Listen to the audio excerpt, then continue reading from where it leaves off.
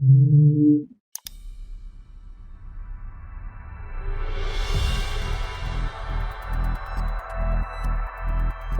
and welcome to this week's episode of Global Intelligence Weekly Wrap-Up for this week ending June 28, 2024.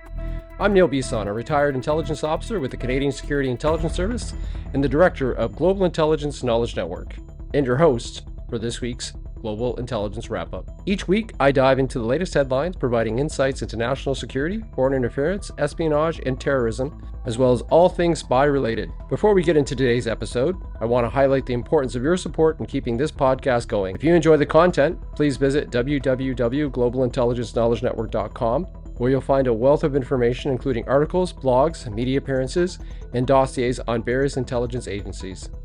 There is also a YouTube channel, Inside Intelligence Kickin', offering videos on a range of intelligence topics from cryptocurrency and terrorism to situational awareness, and our multi-part series Killer Spies, The Dark Side of Intelligence. Be sure to subscribe and stay updated. Additionally, I co-host another podcast called Spies Like Us with fellow retired CSIS intelligence professionals Al Tredenik and Phil Gursky. We discuss current intelligence topics both within Canada and globally. It's a fascinating listen, and I highly recommend you check it out. Make sure to subscribe to Global Intelligence Weekly Wrap-Up on Spotify, YouTube, Apple Podcast, or simply ask your smart speaker to play it. If you enjoy the content, please leave a comment, give us a ranking, and share it with others. Your feedback and support are crucial in helping us continue to provide high-quality and insightful content. You can also support the show by becoming a supporter at buzzsprout.com/233-6717/support. Contributions are greatly appreciated and help ensure we can continue bringing you these important insights. All the links to the mentioned platforms and resources are included in the text of this podcast. Thank you for your support. Now let's dive into this week's episode of Global Intelligence Weekly Wrap-Up.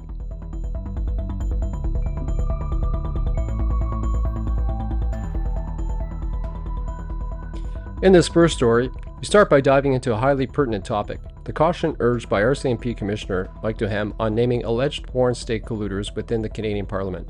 This discussion stems from a recent article titled RCMP Commissioner Urges Caution on Naming Alleged Foreign State Colluders. The head of Canada's National Police Force has entered a deepening political debate about whether to name parliamentarians who are allegedly assisting foreign governments. Opposition MPs have been pushing for transparency on this matter. However, RCMP Commissioner Mike Duheme has urged caution, warning that revealing these identities could have unintended consequences. Duheme's concern is primarily about the reliability of single-source reporting. He pointed out that sometimes information comes from a single source, which may not always be reliable. This is significant from an intelligence perspective because the release of unverified names could jeopardize lives and ongoing investigations. Earlier this month, the National Security and Intelligence Committee of Parliamentarians, or NCICOP, released a report alleging that federal politicians are wittingly or semi-wittingly colluding with foreign states. NDP MP Jenny Kwong is among those calling for the identities to be revealed, arguing that keeping them secret damages the reputation of all members of the House of Commons and erodes public trust in elected officials. This issue is not just about naming names. It taps into broader concerns about foreign interference and the integrity of national institutions. The debate highlights the delicate balance between transparency and security.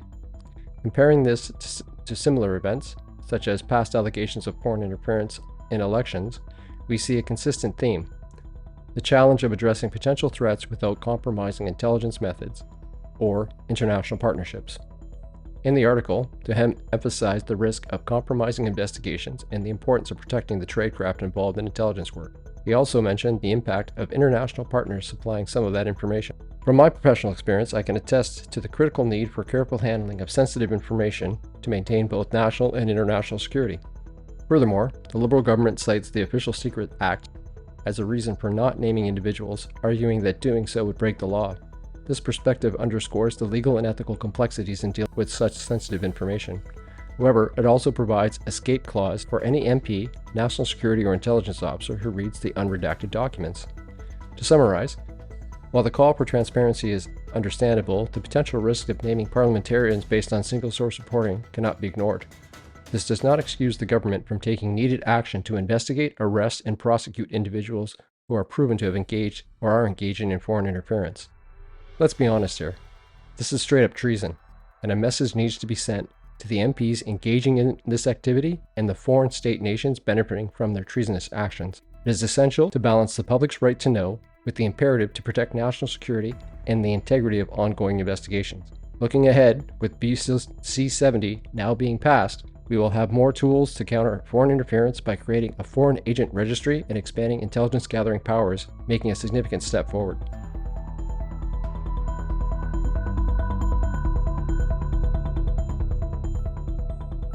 In our next story, we focus on a significant cybersecurity report revealing intensified attacks on Taiwanese organizations by a suspected Chinese-backed hacking group, RedJuliett. According to a US-based cybersecurity firm, this group compromised 24 organizations between November 2023 and April 2024, likely in support of Beijing's intelligence gathering activities on Taiwan. RedJuliett exploited vulnerabilities in internet-facing applications such as firewalls, VPNs, target-rich tech firms, government agencies, and universities. They conducted network reconnaissance and attempted exploitation against more than 70 Taiwanese organizations, including de facto embassies, technology industries, and critical technology fields. This escalation in cyber attacks highlights the persistent and growing threat of cyber espionage, particularly from state-sponsored groups.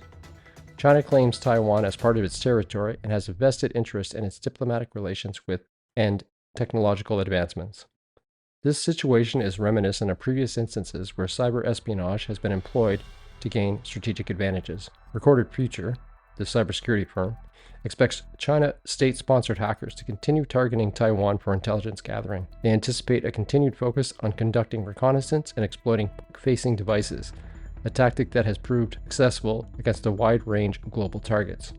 Yet again, this underscores the need for robust cybersecurity measures and international cooperation to counter such threats. Any successes by a group like RedJuliett simply emboldens the Chinese government to use these same tactics against other targets in the West. To sum up, the report on RedJuliett's intensified cyber attacks against Taiwanese organizations underscores the ongoing and evolving nature of cyber espionage. It is crucial for nations to stay vigilant and invest in cybersecurity to protect their critical infrastructure and national security interests. As this story develops, I'll keep a close eye on the implications and the potential responses from Taiwan, Canada, and our allies.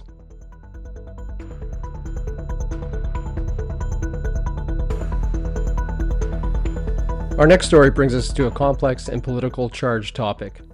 Sikh assassinations are the US and Canada raising the heat on India. A year after the assassination of Sikh separatist leader Hardeep Singh Nijjar, ongoing court cases in Canada and the United States are focusing on alleged Indian overseas murder plots, testing New Delhi's ties with both Ottawa and Washington. This news article explores the significant developments in the assassination of Hardeep Singh Nijjar, a proponent of the Dagestan movement, who was killed outside the community shrine near Vancouver. This incident has led diplomatic and legal measures in Canada and the US, putting India under intense scrutiny. In Canada, a hearing on June 25th provided prosecutors another opportunity to present evidence linking India to Nijjar's murder. Meanwhile, in the US, the extradition of Nikhil Gupta from the Czech Republic has highlighted another plot against a Sikh separatist leader, Kirpatwant Singh Panun. From an intelligence perspective, these developments are not just an isolated incident, but part of a broader pattern of alleged state-sponsored extraterritorial executions operations by India to suppress separatist movements. The significance lies in the impact these operations have on international relations, particularly with Western countries that house significant Sikh diasporas.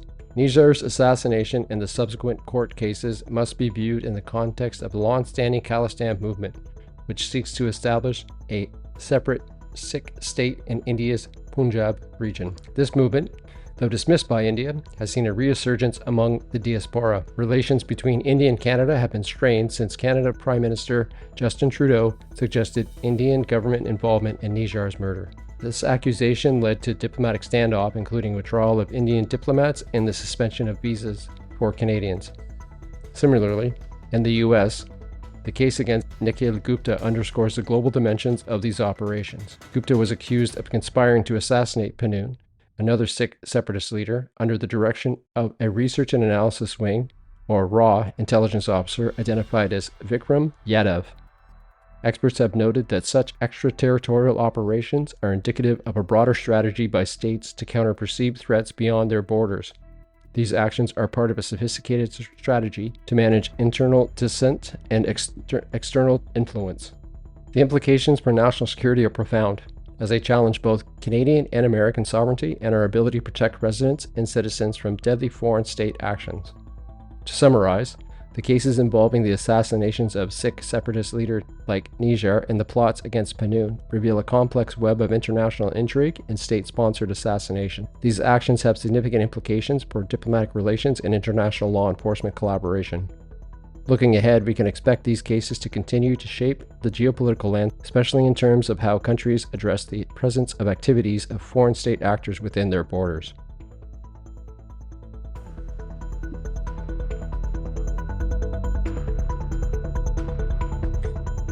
In the next story, we're examining the tragic and alarming series of terrorist attacks in the Russian Dagestan region from the article entitled Terror Attack on Synagogue, Churches, and Russians Dagestan, What We Know by Al Jazeera. The article highlights the recent violence that resulted in the deaths of policemen and civilians, marking a significant escalation in regional security concerns. This article delves into the coordinated attacks that took place in Dagestan on Sunday. Armed men attacked a synagogue, an Orthodox church, a police post, all resulting in the deaths of 19 people, including 15 police officers and 4 civilians. From an intelligence perspective, these attacks are significant for several reasons. First, they represent a direct challenge to Russian state authority and a region already fraught with historical and ethnic tensions. The choice of targets, religious institutions, and law enforcement suggests a calculated effort to incite fear and division within the community. Dagestan is in the North Caucasus region along the Caspian Sea and has predominantly Muslim population. It is home to over 50 ethnicities, earning the nickname the Mountain of Languages. The region's historical context is crucial to understand the current security situation. Dagestan borders Chechnya, another North Caucasian republic with a history of separatist conflict, which has occasionally spilled over into Dagestan. The attacks in Dagestan are reminiscent of a wider pattern of violence in the Northern Caucasus, often linked to separatist and extremist groups. The recent history of terrorist activity, including a large-scale attack on a concert in Moscow claimed by the Islamic State Khorasan province, or ISIS-K, further underscores the persistent threat of terrorism in Russia. Al Jazeera's coverage includes insights from Domitila Sargamoso, a lecturer in security and development at King's College, London. She suggests a probable connection between the attackers and ISIS, given the nature of the targets, Orthodox churches and synagogues. From my professional analysis, the coordinated nature of these attacks and the selection of high-profile targets aligns with tactics commonly employed by ISIS and similar extremist groups. This connection, if confirmed, would indicate a troubling expansion of ISIS activities within Russia, particularly in the Northern Caucasus region. To summarize, the attacks in Dagestan represent a significant escalation in regional violence and underscore the ongoing threat of terrorism in the North Caucasus. Well, the implications for national security are profound, particularly in terms of maintaining regional stability and preventing further extremist violence. Looking forward, it's crucial for Russian authorities to address both the immediate security threats and the underlying social-political issues that contribute to such acts of violence. Enhanced counterterrorism measures and community engagement will be vital in preventing future attacks and maintaining stability.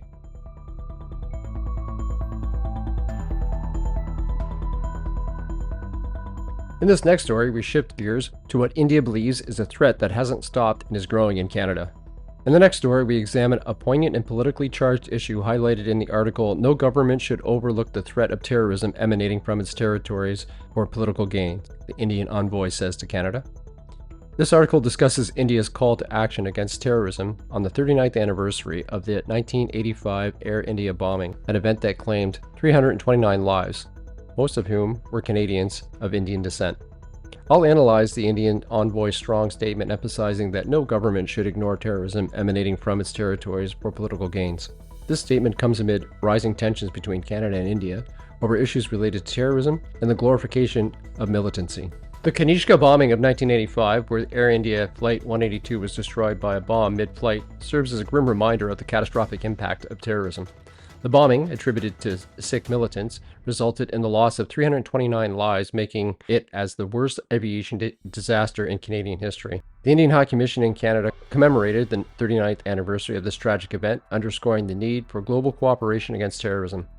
High Commissioner Sanjay Kumar Verma's remarks stressed that Human lives should never be compromised for political gains. He called for robust legal and social action to combat terrorism, urging governments, security agencies, and international organizations to work together to dismantle terrorist networks and counter their ideologies. This strong stance by India comes at a time of strained relations with Canada, particularly after Canadian Prime Minister Justin Trudeau alleged allegations regarding the involvement of Indian agents in the killing of Niger.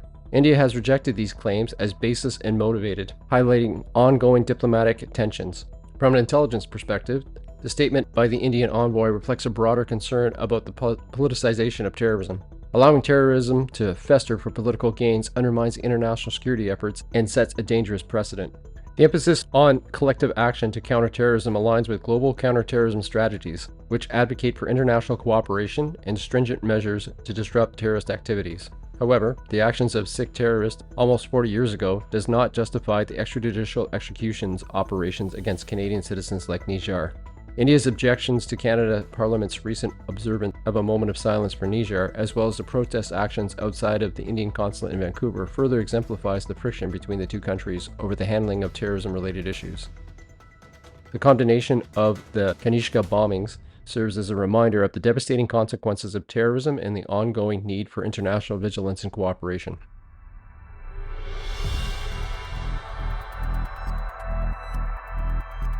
We now focus our attention on a story that has dominated the news this week by starting with an article entitled WikiLeaks, Julian Assange set to be freed after a U.S. plea deal from Global News. Julian Assange, the founder of WikiLeaks, has pled guilty to violating U.S. espionage law. The plea deal concludes a 14-year-long legal battle that allowed Assange to return to his home country, Australia. Assange agreed to plead guilty to conspiring to obtain and disclose classified U.S. national defense documents. This development marks the end of an era that saw Assange spend over 5 years in a British high-security jail and 7 years in an Ecuadorian embassy in London. From an intelligence perspective, this case has been a focal point in the discourse on the balance between national security and freedom of the press. The U.S. government has viewed Assange as a threat, accusing him of endangering lives through the mass release of classified documentation. On the other hand, many see Assange as a hero for transparency and exposing government misconduct. WikiLeaks came to prominence in 2010 after releasing hundreds of thousands of classified U.S. military documents related to wars in Afghanistan and Iraq. One of the most notorious releases was a 2007 video showing a U.S. Apache helicopter attacking and killing suspected insurgents in Iraq, including 2 Reuters journalists. This incident highlights the complex and often controversial nature of intelligence operation and the dissemination of classified information. Assange's legal troubles began in 2010 when he was arrested in Britain on a European arrest warrant over sex crime allegations in Sweden, which were later dropped. To avoid extradition to Sweden, he sought asylum at the Ecuadorian embassy in London, where he remained until 2019. His time there marked the ongoing legal battles and significant public interest. Former U.S. Vice President Mike Pence has criticized the plea deal, stating that Assange's actions endangered lives and that he should have been prosecuted to the fullest extent of the law. This perspective underscores the ongoing debate about the consequences of leaking classified information. In contrast, press freedom advocates argue that Assange's prosecution set a dangerous precedent for journalists and whistleblowers. Alan Rusbridger, a former editor of The Guardian, expressed concern over the use of espionage laws against those who reveal uncomfortable truth. Stella Assange, Julian's wife, has voiced her worry about the guilty plea under the Espionage Act and the implications for journalists. From my perspective, Assange's decision to release national security and military documents and videos without fully appreciating the consequences of their release was a lack of responsibility in journalism. He equated national security issues to less than that of celebrity gossip photos and simply wanted attention for his actions. However, recent national security leaks in Canada have demonstrated issues like foreign interference are needed to be published to garner the necessary attention of citizens and MPs. In summary, Julian Assange's plea and impending release mark a significant moment in the interaction of national security and press freedom. This case has highlighted the challenges of ethical dilemmas inherent in handling classified information and the role of journalists and whistleblowers. As we move forward, it's essential to stay informed and vigilant about the evolving landscape of global intelligence and its impact to our freedoms.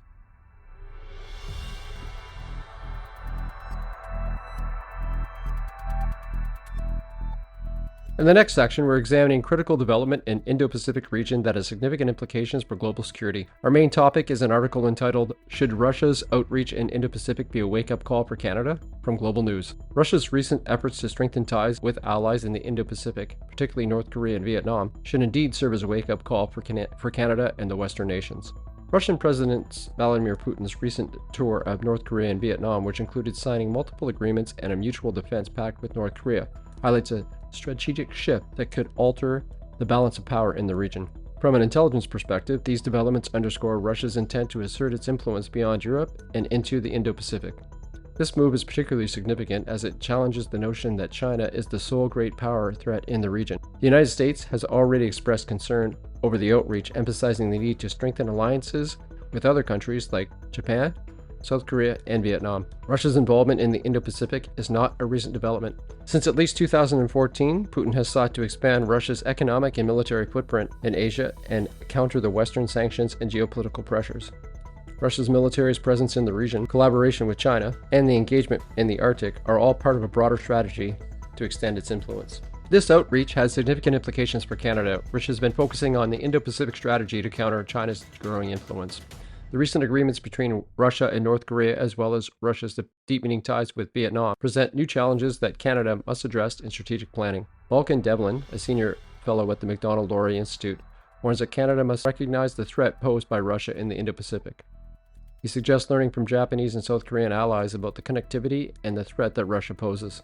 Veena Najibullah, Vice President of Research and Strategy at the Asian Pacific Foundation of Canada, echoes this sentiment, emphasizing that Canada has a stake in the region, particularly through its military role in monitoring UN sanctions on North Korea.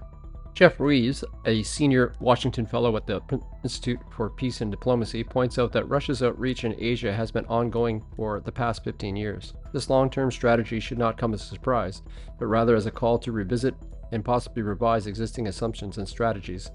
In summary, Russia's increasing engagement in the Indo-Pacific region signals a need for Canada and its allies to reassess their strategies and recognize the multifaceted nature of the threats in the region. As global power dynamics continue to evolve, it is crucial that Canada stay vigilant and adaptive in its approach to maintaining regional stability and security. From an intelligence perspective, this means that newly formed or more intense ties between Russia and Indo-Pacific countries means that a sharing of intelligence on the US, Canada, and our allies will become a priority for these current and possibly future enemy foreign states. Intelligence collaboration between Russia, North Korea, Vietnam, and other countries in that region equate to a force multiplier for any espionage, sabotage, foreign interference, or other national security threat against North America, Europe, and Australian allies. A comprehensive and strategic countermeasure discussion needs to be taking place along with all of our Five Eye partners on how to approach and potentially dismantle this new threat from the newly minted Russian allies.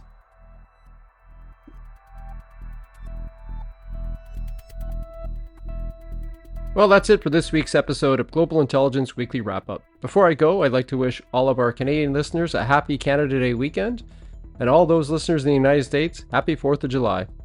For those of you who are interested, here are some ways you can stay connected and support the podcast and Global Intelligence Knowledge Network. First, visit our website, of course, at www.globalintelligenceknowledgenetwork.com for a wealth of resources including insights, terminology, media appearances, and detailed dossiers on intelligence agencies. Dive into our extensive collection of articles and blogs that explore the intriguing world of intelligence. Don't forget to check out our YouTube channel, Inside Intelligence Gicken, at Inside Intelligence Gicken. We cover a wide range of topics like cryptocurrency and terrorism, situational awareness, ghouling, and our latest series, Killer Spies, The Dark Side of Intelligence. There's plenty of content waiting for you. I also co-host another podcast, Spies Like Us, with retired intelligence professionals Al Tredenik and Phil Gursky. We delve into current issues and intelligence landscape both in Canada and globally. It's a fascinating listen, and I highly recommend it. Be sure to subscribe to Global Intelligence Weekly Wrap-Up. You can find us on Spotify, YouTube, Apple Podcasts, or just ask your smart speaker to play it. If you enjoyed today's episode, please leave a comment and share your thoughts. Lastly, if you'd like to support the show and help to continue delivering this content, consider becoming a supporter at buzzsprout.com/233-6717/support. Your contributions make a significant difference and help keep the information flowing. Thanks for joining me this week. Stay curious, stay informed, and stay safe. See you next time on Global Intelligence Weekly Wrap-Up.